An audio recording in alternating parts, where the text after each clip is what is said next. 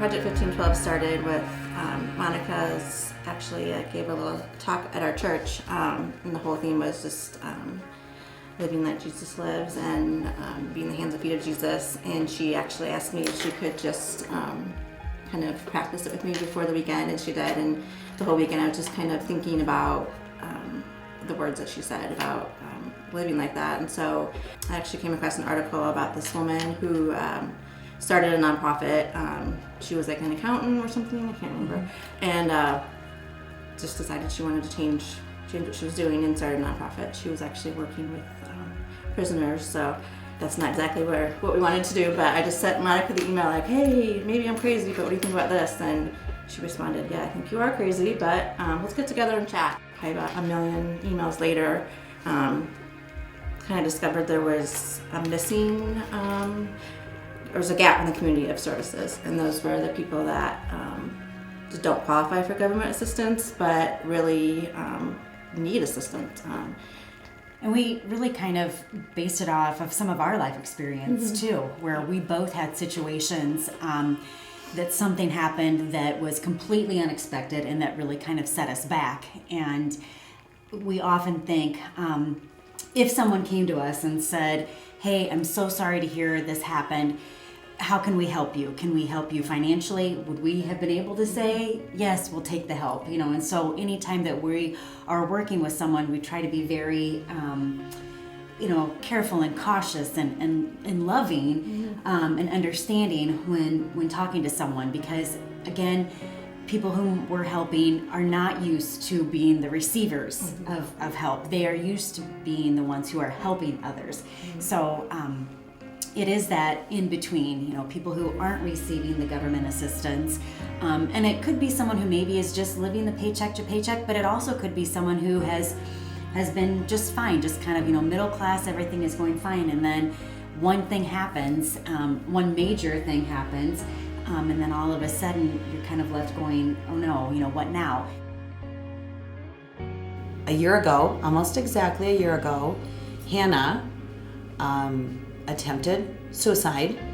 It was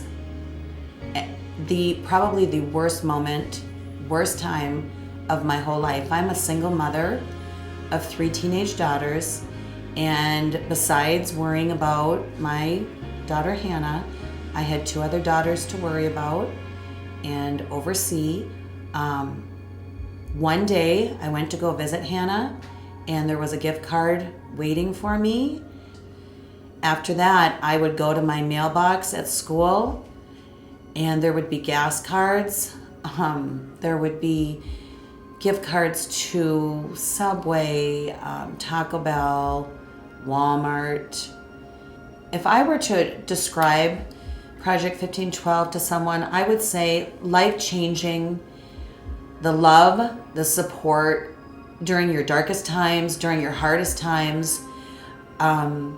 It's unbelievable. It makes me feel like at some point in my life, I would like to be involved, because it is so pure, and it is just love.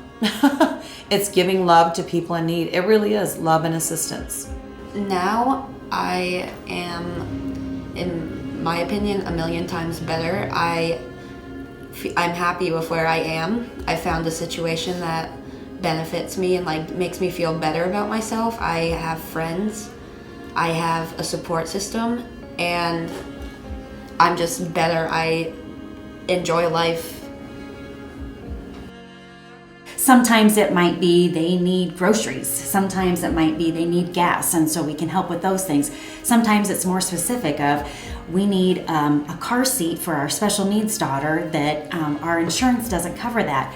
Or maybe it's something like a single mom who needs new tires on her van before the winter comes in, and she just does not have that in her day-to-day monthly budget. So we can help with some very specific and tangible things like that. Sometimes, it's a cancer patient whom does have a great community of support around her, such great community of support that she has so many meals that she needs a new deep freeze to put some of those meals into. So practical things like that. But we also are helping with water bills and rent and power, electricity, those things that are also just some of those really important day-to-day things too. Last year, my wife Lindsay and I experienced a miscarriage, and we lost our child, our daughter, Ada Marie. As we were mourning the loss, we were excited to see trucks full of men rolling up and helping us set up our Christmas decorations for the year. It offered us a little bit of Christmas cheer in a time of deep mourning, and just the thoughtfulness and care of which this community operates is overwhelming at times. I'll never forget the day that Carly and Monica invited me for coffee. As a tax attorney, I'm always a little weary to accept those types of invitations. I'm used to requests for tax advice under the table, and so something in the invitation, though, moved me. We talked about the formation of a nonprofit entity, an entity that would offer community and support to our community, to those needing it the most. We talked a little bit about how this would be structured and the commitment that they would be required to make, but not only the commitment from them, but the commitment from our community. And it's been overwhelming to see that meeting really expand and grow into what Project 1512 is today. We have settled in a little bit. Maybe that's a better word instead of being mature. Project 1512 has settled in a little bit, and I think that goes back to focusing on our mission, and that's something that we have really tried to keep in the back of our mind.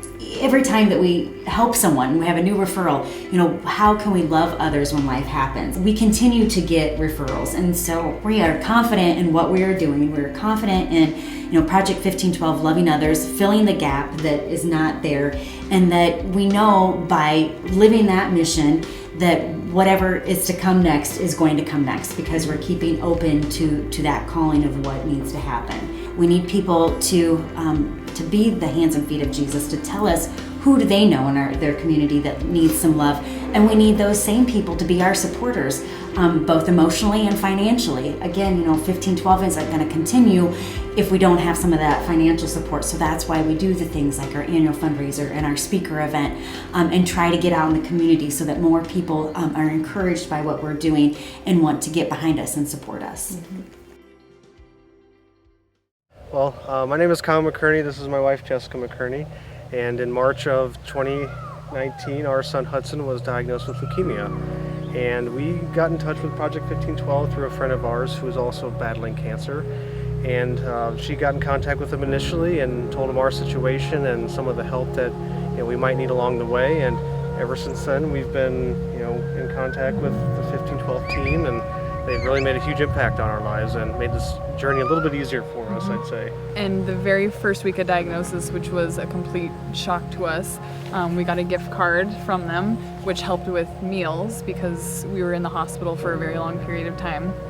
And then we received many gift cards for gas cards because we were doing at least one trip a week to Iowa City. And it could have been 1, 2, 3 visits sometimes to Iowa City from here, as well as COBRA insurance payment. A lot of the time since March has been confined to our house or our yard. He couldn't go in public, he couldn't be around other people or kids, and he's a very active 2-year-old boy prior to this. So Project 1512 actually donated the swing set to us, which was amazing. He has spent many hours on the swing set. He actually gets to do some of his physical therapy on the swing set as well. So it's just been really enjoyable for him, and we've just felt so much love from the community and Project 1512, and they've just helped us in so many ways.